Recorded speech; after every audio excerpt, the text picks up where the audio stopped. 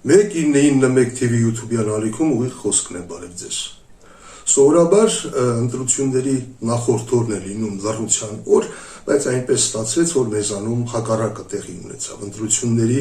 հաջորդ 2 օրերն են լռության օրեր, ընդ որում մեռելային լռության օրեր։ Ընտրությունները ավարտվեցին, նախնական տվյալները հրապարակվեցին եւ ոչ իշխանական ցնծություն ենք տեսնում, հաղթանակ տոնող ոչ ընդդիմության ինչ-որ կարևոր հայտարարություններ, եզրակացություններ, հետագա քայլերի մասին ինֆորմացիա։ Ինչու է այդպես, սկսենք իշխանություններից, նրանց դեմքերը այդ ընտրությունների գիշերը հիշում եք, լարված, տխուր, բագնապած, հասկանալի է, նրանք հանկարծ պարզեցին, որ այո, իրենք կարողանում են միասնյա կառավարություն ստեղծել, բայց հայտնվել են այնպիսի մարդու դերում, որը միանգամից մեծ ճամպրուկի է տիրացել, բայց առանց բռնակի, այսինքն ճամպրուկը իրենն է, բայց տեղից տեղ տեղաշարժել չի կարող։ Այսինքն իրենք իշխանություն ունեն, բայց այն, ինչ իրենք խոստացել էին, իրենց արևմտյան, ինչպես իրենք են ասում, գործընկերներին չեն կարող անել, որովհետև սահմանադրական մեծամասնություն չունեն։ Այստեղից էլ այդ կարելի ասել շվարած անորոշ վիճակը։ Ինչ վերաբերում է ընդդիմությանը, ապա տարօրինակ է այդ լռությունը, ինչու, որովհետև փաստորեն ընդդիմությունը 4 հիմնական ընդդիմադիր ուժերը համենայն դեպս, ինչպես իշխանություններն էին ներկայացնում, գումարային ստացել են մոտ 550,000 ձայն, բայց առայժմ հայտնի չէ, պատրաստում են արդյոք բողոքարկել դա, պատրաստում են արդյոք իրենց կողմնակիցներին դուրս բերել փողոց զուգահեռաբար, եթե կարծում են, որ ընտրությունների արդյունքները անարդար են եւ դրանք կեղծվել են։ Սա անհասկանալի է, թե ինչու է այսպես, ես կարող եմ իմ ենթադրությունը անել եւ զուգահեռներ անցկացնել 2008 թվականի ընտրությունների հետ, հիշում եք, երբ Լևոն Տեր-Պետրոսյանի ուժը ստացել էր, Լևոն Տեր-Պետրոսյանի ժամանակ նախագահական ընտրություններին ստացել էր 21.5% պաշտոնական տվյալներով, ստացել էր 350,000 ձայն, ընդ որում ընդդիմադիր դաշտում գործելով միայնակ, որտեղ նրա դեմ էին եւ իշխանությունները եւ այսպես կոչված հաճախորդները, որոնք ներկայանում էին որպես ընդդիմադիր, իրականում իշխանությունների հետ նույն թիմում էին խաղում։ Եվ ահա այդ ուժը մենակ ընտրություններից հետո իր համակիրներին դուրս բերեց փողոց, տասնյակ հազարավոր մարդիկ դուրս եկան պաշտպանելու իրենց ձայները, իսկ փետրվարի 26-ի հանրահավաքին նույնիսկ 100,000-ից ավել մարդ կար, եթե հիշում եք։ Ընդ որում առանձնապես գումար չէր ծախսվել, այդպես այդ շքեղ այդ բաները չկային, ավելի լավ է կադրերը նայենք ուղղակի հիշելու համար։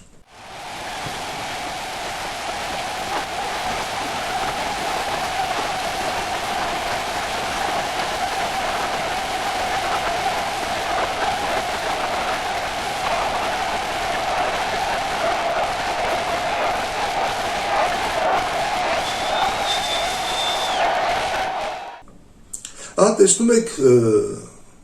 տասնյակ հազարավոր մարդիկ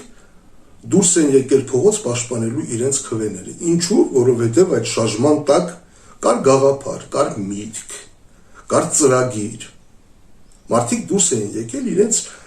գաղափարները պաշտպանելու համար, առանց փողի։ Այս ընտրությունների դեպքում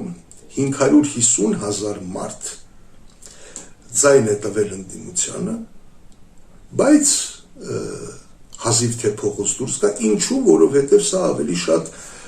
բիզնես պրոյեկտ էր հիշեցնում։ Այսինքն հսկվի ընդդիմություն հսկայական գումարներ է ծախսել, շքեղ հանրահավաքներ է արել, շքեղ քարոզարշավ է արել, բայց տակը միտք չկա, գաղափար չկա, ծրագիր չկա։ Հիշում եք, ասում էինք, այդ ուժերի տակից փողը հանես, բան չի մնա տակը, հիմա հենց այդ վիճակն է։ Ընդ որում հնարավորություն ունեին այդ ուժերը, այդ ռեսուրսները եւ գաղափարը համատեղելու չարեցին, համարեցին, որ սա բիզնես պրոյեկտ է, խնդրեմ նայեք այդ ուժերի հանրահավաքներից կադրեր, դուք կհամոզվեք։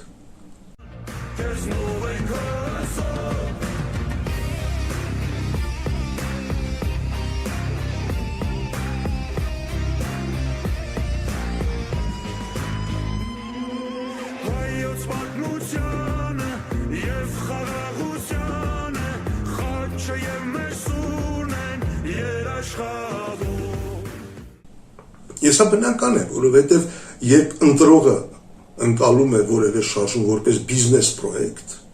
նա համարում է, որ ինքը այդ բիզնեսի մեջ ներդրում է կատարում իր քվեի միջոցով։ Դե հիմա ստացվեց, բիզնես նախագիծ է, չստացվեց, դե ուրեմն չստացվեց, ցրվենք տնելով, հա, այսպես ասենք, որովհետև տակը չկա գաղափար, չկա ծրագիր, չկա միտք քաղաքական։ Ասա է, դրա համար ըստ երևույթին այդ ուժերը չեն էլ փորձում, հա, իրենց կողմնակիցներին փողոց դուրս բերել, որովհետև բիզնես նախագծի տրամաբանությունը դա չի ենթադրում։ Հիմա իրենք ընդամենը քննարկում են վերցնեն իրենց ընդդիմադիր մանդատները եւ գնա խորհրդարան, թե հրաժարվեն իրենց ընդդիմադիր մանդատներից եւ չգնան խորհրդարան։ Ընդ որում նրանց ընտրողների բացարձակ մեծամասնությանը համար միևնույն է, որովհետեւ նրանք այդ ուժերին ձայն չեն տվել, որ նրանք գնան որպես ընդդիմություն խորհրդարան, ձայն են տվել, որպեսզի այդ ուժերը հասնեն իշխանության։ Եթե իշխանության հասնելու ծրագիրը տապալել են, ինչ նշանակություն ունի, իրենք կլինեն խորհրդարանում որպես ընդդիմություն, թե չեն լինի խորհրդարանում որպես ընդդիմություն։ Դա ընդամենը բարոյական հաղթանակի հարց է, հա, եթե հրաժարվեն մանդատներից, իսկ մեր հասարակությունը բարոյական հաղթանակներից վաղուց արդեն հոգնել է, ձանձրացել է։ Հիմա հետագա քայլերի մասին ի վերջո ընտրությունների արդյունքները վերջնական չեն հրապարակվել եւ մնում է ամենակարևոր ինտրիգը Բարգավաճ Հայաստանը այնուամենայնիվ խորհրդարան մտնում է, թե չի մտնում։ Սա այդ ուժի խնդիրը չի, բոլորն հասկանում են, թե ինչի մասին է խոսքը։ Բանն այն է, որ եթե Բարգավաճ Հայաստանը 4%-ի շեմը հաղթահարի եւ մտնի խորհրդարան, այդ դեպքում Նիկոլ Փաշինյանը խորհրդարանում 60% չի ունենում։ Իսկ եթե չմտնի, 60%-ից ավել է ունենում։ Ինչու է սա կարևոր։ Սա կարևոր է հետագայում հարակվե կազմակերպելու համար, որը Նիկոլ Փաշինյանի իշխանությունը խոստացել է հրապարակավ եւ միջազգային գործընկերներին եւ Ադրբեջանին, ասել է արի ու անելու ենք այդ հարակվեն։ Հիմա եթե ընդդիմությունը, եթե իշխանությունը այդ 60% եւ ավելին ունենում է, այդ դեպքում կարողանում է փոխել սահմանադրության կոնկրետ 201-րդ հոդվածը։ Իշխանությունները այսպես թե այնպես 66% չունեն, 67% չունեն, 2/3 չունեն։ Բայց եթե 60% ունենան, կարող են 201-րդ հոդվածը փոխել եւ այնտեղ օրինակ գրել, որ հարակվեի համար պետք է խորհրդարանի պարզ մեծամասնության համաձայնությունը։ Հիմա 2/3 է։ Այդ օրենքը կարող են փոխել, սա 201-րդ հոդվածը։ Հետո արդեն այդ փոխված հոդվածով հարակվե կազմակերպել։ Եթե ԲՀԿ-ն մտնում է խորհրդարան, դա չեն կարողանում անել։ Հիմա ահա այդ հարցն է քննարկվում, ընդ որում կարող է տարօրինակ հնչել, բայց իմ կարծիքով, իմ տպավորությամբ իշխանությունները ամեն դեպքում թույլ կտան կհամաձայնվեն սիրով, որ ԲՀԿ-ն մտնի խորհրդարան։ Թեև կարող են մախինացիաներ անել այս իշխանությունների համար խորտ չի դա, կարող են անել, բայց կարծում եմ ԲՀԿ-ն այնուամենայնիվ կմտնի խորհրդարան, ինչու, որովհետև այդ դեպքում կստացվի, որ Հայաստանի իշխանությունների համար ընտրությունների արդյունքները իդեալական են։ Հայաստանի իշխանությունները ինչ են անում, նրանք ասում են, դե մենք հո իշխանության չենք զգվում, մենք չենք ուզում վայելել իշխանության բարիքները, դա չի մեր նպատակը, մենք հանուն, չգիտեմ, Հայաստանի Հանրապետության ուզում ենք տեր կանգնել խաղաղությանը եւ այլն, սա է մեր նպատակը եւ իրենց արևմտյան գործընկերներին համոզել են, որ այդպես էլ կա։ Իրականում իրենց խնդիրը ընդհանրապես իշխանությունը պահպանելն է, որպեսզի վայելեն այդ բարիքները։ Եվ հիմա ստացվել է այնպիսի վիճակ, որ իրենք դա կարող են անել։ Կարող են կառավարություն ձևավորել, շարունակել այդ պարգևավճարները, բյուջեն ծախսել իրենց անձնական միջոցների նման, մի խոսքով վայելել կյանքը, բայց չկատարել այն պարտավորությունները, որ ստանձնել են դրսի առաջ, որովհետև կասեն, դե հա մենք մեր ստացած ձայները ընդհանրապես հերիքում են, որ մենք իշխանությունը պահպանենք, բայց ցավոք սրտի այն ինչ որ խոստացել էինք, չենք կարող անել, սահմանադրական մեծամասնություն չունենք, այնպես որ խնդրում ենք ըմբռնումով մոտեցեք եւ սպասեք ավելի պատեհ ժամանակների։ Այնպես որ այս առումով ընտրությունների արդյունքները իդեալական են Նիկոլ Փաշինյանի համար, եթե ԲՀԿ-ն անցնում է խորհրդարան։ Դրա համար էլ ես կարծում եմ, նույնիսկ վստահ եմ, որ ԲՀԿ-ն այնուամենայնիվ կանցնի խորհրդարան, որովհետև դա ձեռնտու է իշխանություններին եւ ոչ թե որովհետև դա արդարացի կլիներ, որտեղ այս ընտրությունների ընթացքում փաստերը ցույց տվեցին, որ դա առանձնապես որևէ մեկին հետաքրքիր չի օրենքը, օրենքի պահանջները, մենք տեսանք այդ ահավոր վարչական ռեսուրսի չարաշահումներ, սպառնալիքներ, ճնշումներ, ձերբակալություններ, մի խոսքով են ինչ նախկինում էր եղել, այս անգամ ուղղակի մասշտաբները ավելի մեծ էին, բայց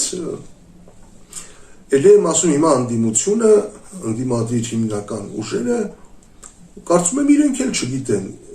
կարող են մարդկանց դուրս բերել փողոց, թե չէ, որովհետև դրա համար մարդկանց մեջ պիտի լինի այդ անարդարության զգացողությունը, որպեսզի մարդիկ գնան իրենց քվեների ետևից։ Բայց մարդիկ գնում են իրենց քվեների ետևից այն դեպքում, երբ որ դրանց տակ կա քաղաքապետարագիր, գաղափարախոսություն, հստակ նպատակ, միտք։